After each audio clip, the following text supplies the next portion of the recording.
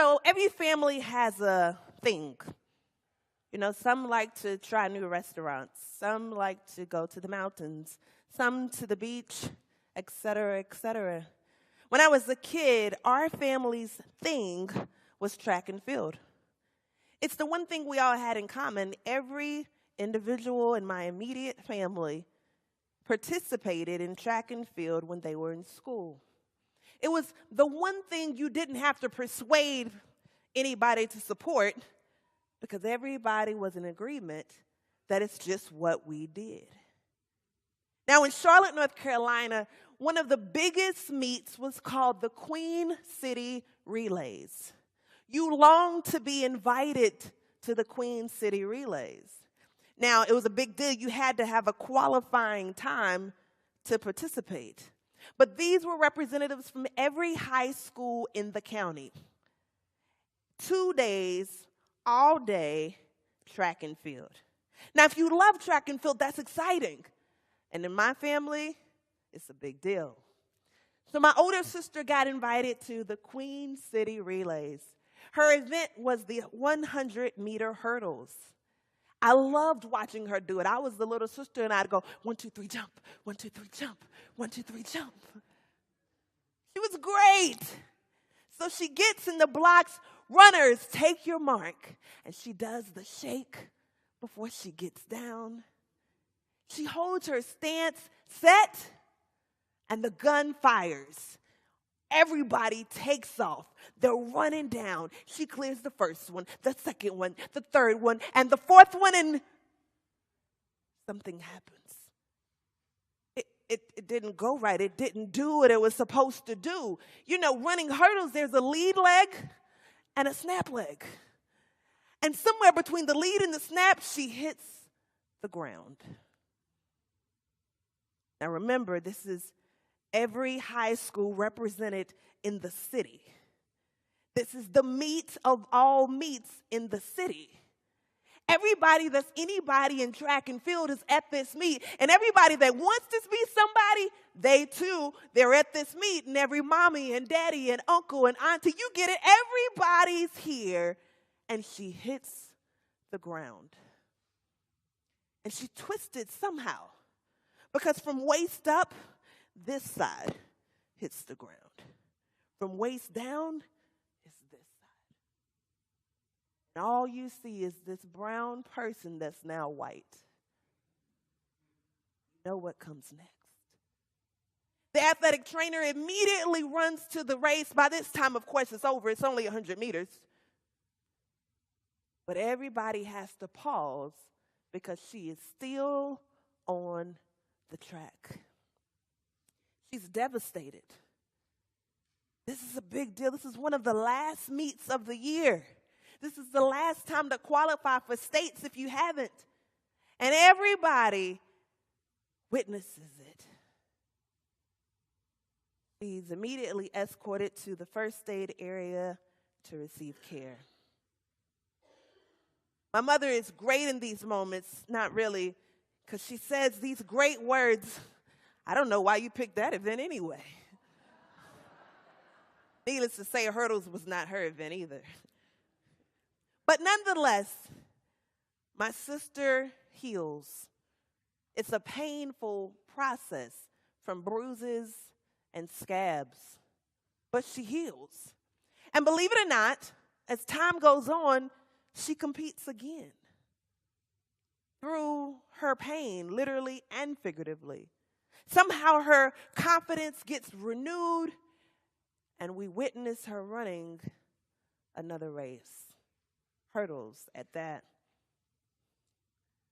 But what do we do when we fall down, both literally and figuratively?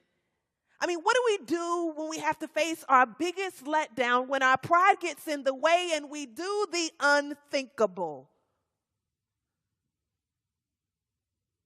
Remember Peter at the last Passover meal? When Jesus said, hey, so before the rooster crows 3 times, you're going to deny me. We remember what Peter said? Oh, no, I'm not going to do that. That's not going to be me.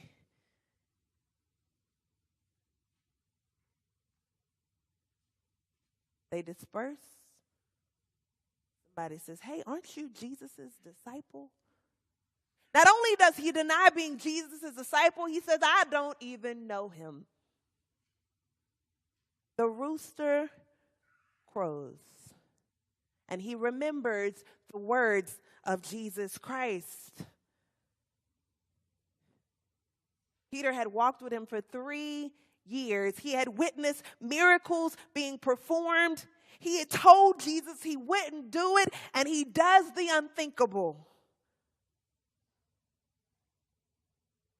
Jesus is arrested, crucified, resurrected, and Peter still remembers the denial. He denied the one he loved, the one he adored, the one he witnessed, the one he shared with his brother Andrew, the one he promised he'd never deny. Samuel Wells, the former dean of the chapel at Duke University, in his book Power of Passion, writes these words: it's one thing to love a person as Peter loved Jesus. It's another for that love to be wrapped around a commitment to learning, following, obeying, and being faithful to the vision, a way of life, a form of human community. It's another thing to see the person you love killed and the life you shared destroyed, and yet another to know that you denied that love and that shared life at the very moment when others were agreeing to take that life away. Here is Peter being confronted with all those things, but in a unique form. A man risen from the dead, for whom it seems nothing is impossible. Do you love me is the question. The response is, yes, you know that I love you. I mean, this whole exchange revolves around love and no. When translated from the Greek, the passage reads something like this: Jesus, do you love me wholeheartedly and with no thought for yourself, differently from the ways you love others? Peter responds, you know that I love you as a friend. Jesus, do you love me wholeheartedly and with no thought for yourself? Peter, you know that I love you as a friend. Jesus, do you love me as a friend? Peter's now hurt.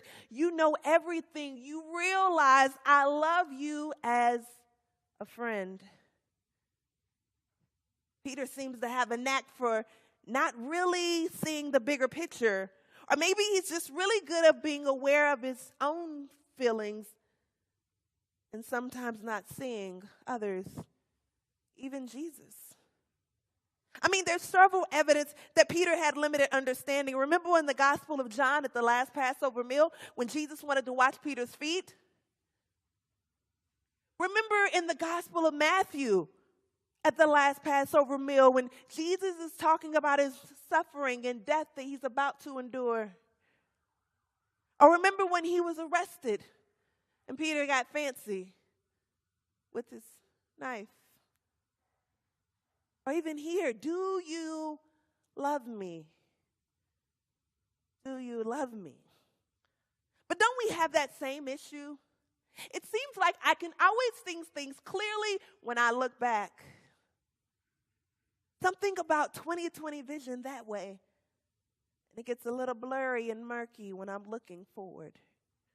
And sometimes even in the present. But what if we too, as I believe that Jesus is requesting of Peter, could just lean wholeheartedly on him and trust even when we don't see the whole picture? That's a scary place, but is it not worth it when we're leaning on Jesus Christ, the one whom it seems nothing is impossible? Do you love me? That's the question. What's our response? Is it simply yes? Because if it is yes, that comes still with a task. You take care of the poor. Take care of the sick, the bereaved, taking care of those in our family, taking care of our neighborhoods. Feed my sheep. Take care of my people. Something else about Peter that reminds me a lot of Pia. It's sometimes Peter seemed to know more than what Jesus knew. Jesus, that's not going to be me. I'm not going to be the one. Have you ever told God that it's not going to be you? And look up and you're doing the very thing that you said you wouldn't do? Sometimes we too do the unthinkable. Because, we know more than God. I know what I need greater than Jesus could ever. Until I don't. Will we totally follow Jesus? The catch here is, or the conversation is surrounded by the reality of Peter can accept the renewal of the relationship with Jesus Christ after the denial. After he's in essence turned his back and disowned the one that's given him so much. I mean, that's got to be a humbling place. The one you loved and continue to love and continues to love you asks you to shepherd his flock, to love them and lead them. I mean, God loving, God knowing and still loving all of us in spite of us. 3 times, do you love me? Jesus has a thing for 3. Peter denied 3 times. He's being questioned 3 times. I mean, I don't know about you, Virginia, but if somebody says, do you love me 3 times, at some point, you're going to feel some kind of way. Because the first time wasn't enough. The second time, well, maybe he didn't hear me, But the third time, it does something to Peter. It's interesting that Peter is hurt when Peter was the one that offended Jesus. Jesus has pushed through hurt as Peter. Do you love me? Because love encompasses humility.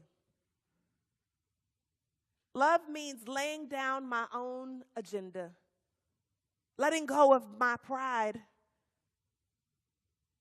separating from those things that separate me from God.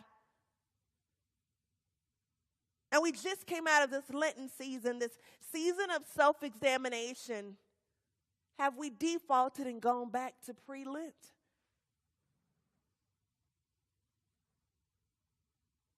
How can one continue to love someone who's let them down so deeply? Only forgiveness can do that. But that's the kind of God we serve, the one who forgives and requires and challenges consistently for us to do the same. Samuel Wells says, the person offering forgiveness cannot expect the other party to fully understand the depths of their offense. The person offering forgiveness cannot expect the other party to fully understand the depths of their offense. That's what often gets us stuck. I can't forgive him because they still don't understand the magnitude in which they hurt me. That's not the scripture. We often add our own addendums to the text. He goes on to say, for Christians, the logic of forgiveness is not essentially a logic that says everyone deserves a second chance. It's not just that bitterness hurts the victim more than the sinner, or that time heals most things. He's not saying those things aren't true. He just says that's not the essence. The logic of forgiveness has no foundation other than resurrection. Resurrection knows the power of death, yet loves with the force of life.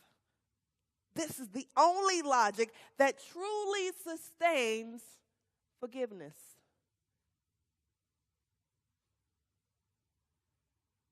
Does anybody know the story of the giving tree?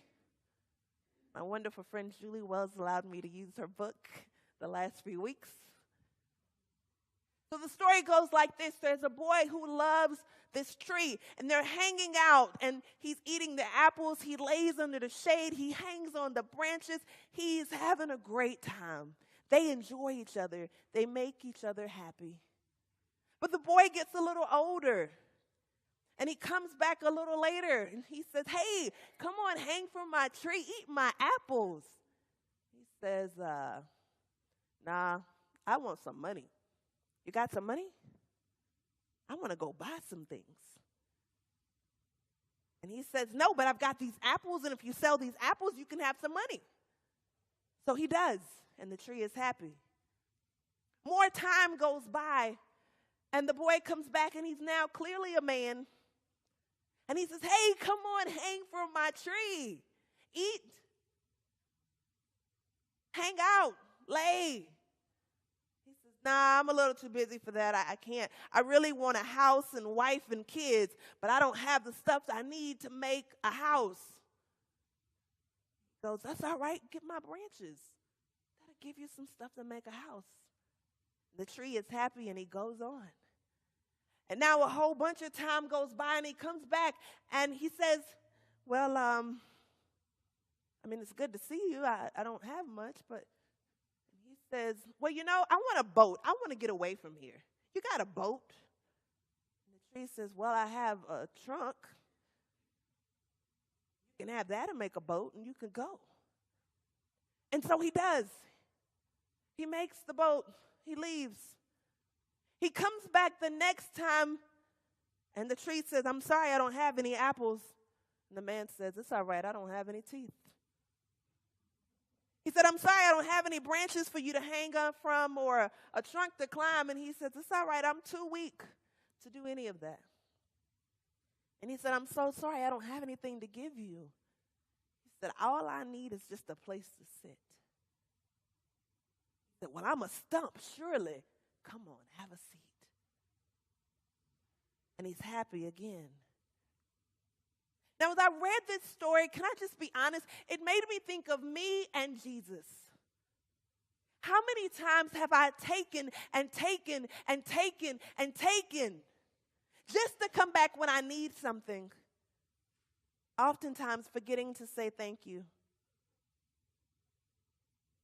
And the grace of God just keeps on giving. And the love of God keeps on giving. It's not always material things. Sometimes it's just peace of mind. Sometimes it's just a place to worship, to be around people that I want to be around, at least in this moment. How many times has God forgiven us? Do you love me? Because, see, love encompasses forgiveness. And what I love about this story is Jesus never comes and says, Peter, I forgive you. He didn't have to. What he said is, you love me? Yes, you know I love you. Well, then take care of my sheep. Tend to my flock. Care for my people. And we know that if God is going to give you such an assignment, that forgiveness and love is already intertwined. Feed my sheep. Tend to my lambs. Now, on paper and in scripture, up to this point, Peter may not be the ideal candidate. Can we just be honest?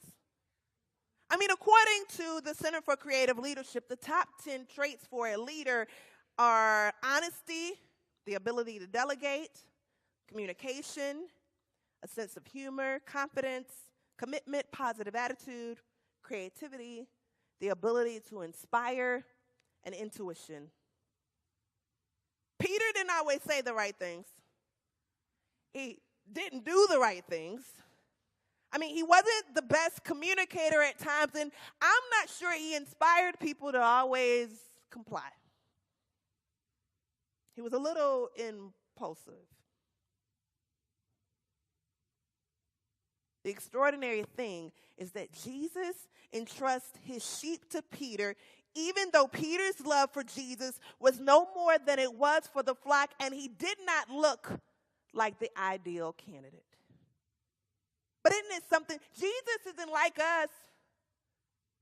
Jesus didn't say, Peter, you love me, but I'll give you a couple weeks to prove yourself. Then you should go tend to my sheep. Jesus said, no, go tend to my sheep. Jesus is recommissioning him, for lack of better words, for service. And the passage ends with saying, follow me. Every leader, at least every Christian leader, is fundamentally a follower first.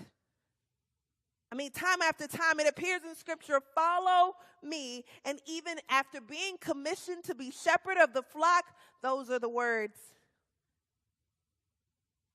And the beautiful thing, the beautiful reminder is that none of us are ever exempt from the need to begin again. Do you love me? Because love encompasses humility. Do you love me?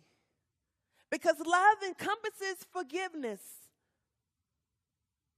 Do you love me? It says, follow me. Amen.